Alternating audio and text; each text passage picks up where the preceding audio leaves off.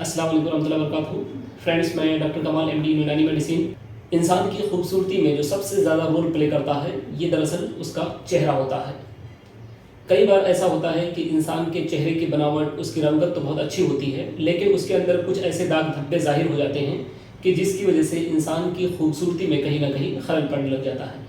तो जी हाँ दोस्तों, आज हम एक ऐसी ही स्किन की कंडीशन के बारे में बात करने जा रहे हैं कि जिसको हम मेलाज़मा या इसी तरीके से झाइयाँ या कलफ के नाम से जानते हैं। तो आज के इस वीडियो के अंदर दरअसल हम लोग जानने की कोशिश करेंगे कि मेलाज़मा या झाइयाँ किसे कहते हैं, उसके क्या असबाब होते हैं, उसकी कितनी टाइप्स हो सकती हैं और साथ ही साथ उसको किस तरीके से ट्रीट किया जाए। इसके अलावा मैं आपके साथ कुछ घरेलू नुस्खे भी शेयर करूँगा। तो इसलिए आपसे गुजारिश है कि आप इस वीडियो को आखिर तक ज़रूर देखें ताकि आपको मेलाज़मा के बारे में मुकम्मल जानकारी मिल सके। दोस्तों, सबसे पहली बात ये कि मेलाज़मा या इसी तरीके से झाइयाँ किसे कहते हैं। मेलाज़मा या झाइयाँ ये दरअसल स्किन की एक ऐसी कंडीशन है कि जिसके अंदर काले काले धब्बे चेहरे पर या इसी तरीके से बॉडी के मुख्तलिफ मकामात पर ज़ाहिर हो जाते हैं। आमतौर पर ये काले धब्बे या जो स्याही माइल धब्बे होते हैं ये चेहरे पर, और चेहरे में भी देखा जाए तो गालों पर या इसी तरीके से पेशानी पर, नाक या इसी तरीके से चिन पर ज़ाहिर होते हैं। लेकिन इसके अलावा अगर देखें तो गर्दन या इसी तरीके से हाथ और बदन के दूसरे हिस्से जो सन एक्सपोज्ड होते हैं वो भी इससे मुतासिर होते हैं। मेलाज़मा के अगर काजेज़ की हम बात करें तो तिब्बे यूनानी के अंदर दरअसल ये सौदावी अमराज के कैटेगरी के अंदर आता है। यानी ये एक ऐसी कंडीशन होती है कि जिसके अंदर सौदा ज़रूरत से ज़्यादा पैदा होने लग जाता है या हमारी तबीयत इन सौदावी मादों को स्किन की तरफ भेज देती है और जिसकी वजह से एक स्याही माइल स्पॉट बदन के अंदर ज़ाहिर होने लग जाते हैं। मॉडर्न पॉइंट ऑफ व्यू से अगर आप देखें तो मेलाज़मा का कोई एग्जैक्ट काज अभी तक मालूम नहीं है। इसके अलावा कुछ पॉइंट्स हैं जो मेलाज़मा के लिए सबब बनते हैं। उसमें से ख़ास तौर पर जेनेटिक का बहुत इंपॉर्टेंट रोल होता है। यानी माँ बाप में से अगर किसी को मेलाज़मा है तो कई बार चांस होते हैं कि उनके बच्चों के अंदर भी ये बीमारी पैदा हो सकती है। इसी तरीके से सन एक्सपोजर भी इसमें बहुत इंपॉर्टेंट रोल प्ले करता है। यानी अगर हम धूप में ज़्यादा रहते हैं, धूप में ज़्यादा काम करते हैं तो इसके नतीजे में भी मेलाज़मा पैदा होने के चांसेस होते हैं। हार्मोनल इम्बैलेंस यानी कुछ हार्मोन का भी इसमें रोल होता है। इसीलिए हम देखते हैं कि मेलाज़मा आमतौर पर प्रेगनेंसी के अंदर औरतों के अंदर बहुत ज़्यादा कॉमन होता है। इसी वजह से मेलाज़मा को मास्क ऑफ प्रेगनेंसी के नाम से भी जाना जाता है। हार्मोनल पिल्स का भी इसमें इंपॉर्टेंट रोल होता है। ये भी देखा गया है कि जो औरतें हार्मोनल पिल्स का इस्तेमाल करती हैं उनके अंदर भी मेलाज़मा ज़ाहिर होता है। इसके अलावा थायराइड डिसऑर्डर्स, स्ट्रेस का भी इसमें बहुत ही इंपॉर्टेंट रोल होता है।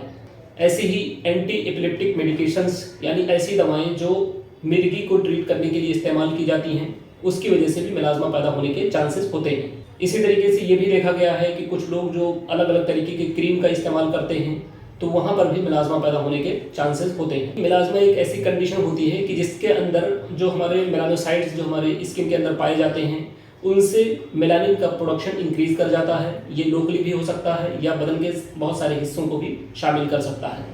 इसी तरीके से अगर हम इसके टाइप्स की बात करें तो आमतौर पर मेलाज़मा को 3 टाइप्स में डिवाइड किया जाता है। नंबर 1 एपिडर्मल मेलाज़मा, दूसरा डर्मल मेलाज़मा और तीसरा मिक्स्ड मेलाज़मा। एपिडर्मल मेलाज़मा दरअसल मेलाज़मा की एक ऐसी टाइप है, जैसा कि नाम से जाहिर है, कि इसके अंदर जो हमारी मोस्ट सुपरफिशियल लेयर यानी एपिडर्मिस लेयर है वो इसके अंदर इन्वॉल्व होती है और इसके अंदर जो धब्बे होते हैं वो दरअसल लाइट ब्राउन कलर के होते हैं और ये मेलाज़मा की ये टाइप सबसे आसानी के साथ ट्रीट की जा सकती है। और दूसरी जो टाइप है जिसे हम डर्मल मेलाज़मा कहते हैं, ये दरअसल मेलाज़मा की वो टाइप है जिसके अंदर एपिडर्मिस की नीचे की जो लेयर स्किन की होती है जिसे हम डर्मिस के नाम से जानते हैं, इसके अंदर वो लेयर इन्वॉल्व हो जाती है। यानी जो ब्लैक बाइल का प्रोडक्शन होता है जिसे हम मेलानिन के नाम से जानते हैं ये दरअसल डर्मिस लेयर के अंदर ज़्यादा होता है। ये धब्बे उमूमन एपिडर्मल मेलाज़मा के कंपैरिजन में ज़्यादा डार्क होते हैं, यानी ज़्यादा डार्क ब्राउन कलर के धब्बे होते हैं और यही वजह है कि इनको ट्रीट करना कंपैरेटिवली ज़्यादा मुश्किल होता है। इसके अलावा एक तीसरी टाइप जिसको मिक्स्ड मेलाज़मा के नाम से जानते हैं, इसके अंदर दरअसल एपिडर्मिस और डर्मिस दोनों लेयर इन्वॉल्व होती है।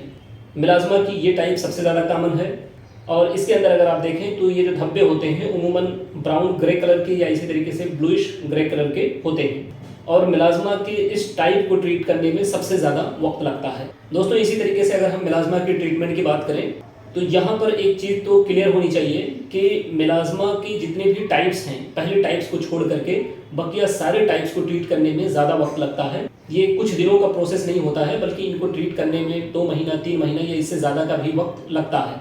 यानी मिलाज़मा को ट्रीट करने में लॉन्ग टर्म ट्रीटमेंट प्लान की ज़रूरत होती है। इसीलिए जब मरीज़ हमारे पास आते हैं तो सबसे पहले हम मरीज़ की मुकम्मल हिस्ट्री लेकर के उसके असबाब को जानने की कोशिश करते हैं और असबाब के अकॉर्डिंग जब ट्रीट करते हैं तब जाकर के मरीज़ को फ़ायदा मिलता है। ट्रीटमेंट प्लान के ताल्लुक से अगर आप देखें तो सबसे पहले ज़रूरी ये होता है कि मरीज़ को हिदायत करें कि वो धूप से बचें, चूँकि सन एक्सपोजर इसमें बहुत इंपॉर्टेंट रोल प्ले करता है। इसलिए मरीज़ जब भी बाहर जाएँ तो छतरी वगैरह का इस्तेमाल किया करें या इसी तरीके से फुल स्लीव्स कपड़े पहना करें और कोशिश ये किया करें कि बिला ज़रूरत घर से बाहर धूप में ना जाएं। इसके अलावा कुछ सनस्क्रीन्स भी मार्केट के अंदर अवेलेबल हैं, उसे भी मिलाज़मा के प्रोडक्शन के लिए इस्तेमाल किया जा सकता है। यूनानी के अंदर मिलाज़मा को ट्रीट करने में जो उसूल अपनाए जाते हैं इसमें दरअसल मुंजिज और मुसले सौदा दवाओं का इस्तेमाल किया जाता है, जिसमें नुक़्क़े शाहतरा बहुत इंपॉर्टेंट रोल प्ले करता है। इसके अलावा माजून उशबा, माजून नजा और इसी तरीके से मकामी तौर पर कुछ दवाएं इस्तेमाल की जाती हैं कि अगर उनको हम रेगुलर इस्तेमाल करते हैं तो फिर मिलाज़मा धीरे धीरे करके ये ख़त्म हो जाता है। इसके अलावा कुछ घरेलू नुस्खे हैं जिसे आप नोट कर सकते हैं, इन्हें भी बना करके आप मिलाज़मा के ट्रीटमेंट के लिए इस्तेमाल कर सकते हैं। ये नुस्खे बहुत आसान हैं लेकिन बहुत इफेक्टिव हैं। तो इस ताल्लुक से जो सबसे पहला नुस्खा है आप उसे नोट कर लीजिए, बहुत ज़्यादा इफेक्टिव है। इसके अंदर 3 इंग्रेडिएंट शामिल होते हैं। नंबर 1 बुरा अरमनी, नंबर 2 शहद और नंबर 3 सिरका। बुरा अरमनी को शहद और सिरका के साथ मिक्स कर लिया जाए और फिर इसे अफेक्टेड पार्ट पे यानी जो दाग धब्बे होते हैं वहाँ पर इसको अप्लाई किया जाए और तकरीबन आधे से 1 घंटे के लिए छोड़ दिया जाए और फिर गर्म पानी से धुल लिया जाए। तो इस तरीके से रेगुलर यानी डेली बेसिस पर अगर हम 1 से 2 मरतबा अगर इसको करते हैं तो धीरे धीरे तकरीबन 1 से 2 महीने के अंदर जो मिलाज़मा की ये प्रॉब्लम है ये सॉल्व हो जाती है। इसके अलावा एक दूसरा नुस्खा है जो बहुत इंपॉर्टेंट है, आप इसे भी नोट कर लें। इसके अंदर 2 चीज़ें शामिल हैं। एक रेवंत चीनी एक जड़ होती है, इसे बारीक सफूफ कर लिया जाता है और दूसरा इसके अंदर शहद शामिल होता है। यानी रेवंत चीनी को बारीक सफूफ करके उसे शहद के साथ मिक्स कर लिया जाए, पेस्ट बना लिया जाए और मकामी तौर पर जो अफेक्टेड एरिया है जहाँ पर दाग और धब्बे हैं वहाँ पर इसको अप्लाई किया जाए। इसके अलावा एक तीसरा नुस्खा है जो बहुत ही इफेक्टिव है। इसके अंदर भी 2 चीज़ें शामिल हैं, एक कुश्तशीरी की जड़ और दूसरा शहद। यानी कुश्तशीरी की जड़ को बारीक पीस लिया जाए और उसे शहद के साथ मिक्स कर लिया जाए। मिक्स करके जब ये पेस्ट बन जाए तो फिर इसे अफेक्टेड पार्ट पर अप्लाई कर दिया जाए और तकरीबन आधे घंटे से 1 घंटे के लिए छोड़ दिया जाए और फिर गर्म पानी से इसको वॉश कर लिया जाए। तो ये तरीका अगर आप अपनाते रहते हैं तो इससे भी मिलाज़मा की प्रॉब्लम काफ़ी हद तक सॉल्व हो जाती है।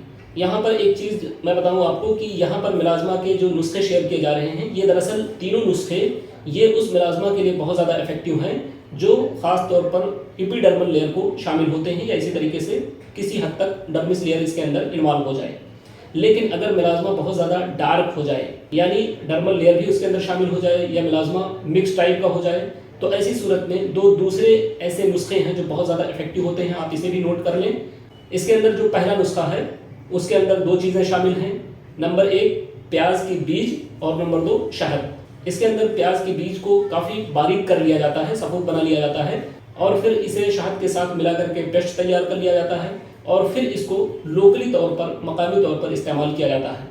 तो ऐसे ही मुसलसल डेली बेसिस पर अगर हम करते हैं तो देखते हैं कि धीरे धीरे उसका जो गाढ़ापन है वो कम हो जाता है और तकरीबन 2 से 3 महीना या 4 महीना जब हम इसको इस्तेमाल करते हैं तो ये मिलाज़मा की प्रॉब्लम को मुकम्मल तौर पर ठीक कर देता है। इसी तरीके से इसके ताल्लुक से एक दूसरा नुस्खा आप नोट कर लें जिसके अंदर सिर्फ एक चीज़ शामिल है जिसमें हम खोलनजानी की जड़ लेते हैं और खोलनजानी की जड़ को अच्छे से पानी की मदद से रगड़ लिया जाता है, घिस लिया जाता है। फिर घिसने के बाद जो चीज़ हमें मिलती है उसी चीज़ को दरअसल अफेक्टेड पार्ट पर अप्लाई कर दिया जाता है और तकरीबन 20 से 30 मिनट के लिए छोड़ दिया जाता है। तो इस तरीके से जब हम मुसलसल करते रहते हैं तो तकरीबन 15 दिन से 1 महीने के अंदर हम देखते हैं कि वहाँ पर स्किन थोड़ा फेड होने लग जाती है और स्किन वहाँ की निकलने लग जाती है।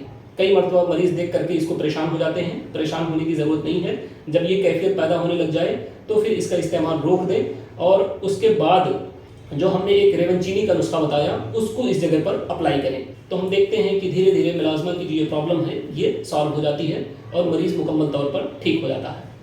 तो दोस्तों ये कुछ पॉइंट थे मिलाज़मा के रिलेटेड जिसको मैंने आपके साथ शेयर किया। तो आपसे गुजारिश है कि आप इन नुस्खों को बनाएं और उसको इस्तेमाल करें और जो रिज़ल्ट है उसको हमारे साथ ज़रूर शेयर करें। इससे रिलेटेड अगर आपको किसी किस्म का कोई डाउट है तो आप हमारे कमेंट बॉक्स में जाकर के कमेंट कर सकते हैं, इंशाल्लाह आपको रिप्लाई ज़रूर किया जाएगा। शुक्रिया, जज़ाकल्लाह खैर। अस्सलाम वालेकुम रहमतुल्लाहि व बरकातुहू।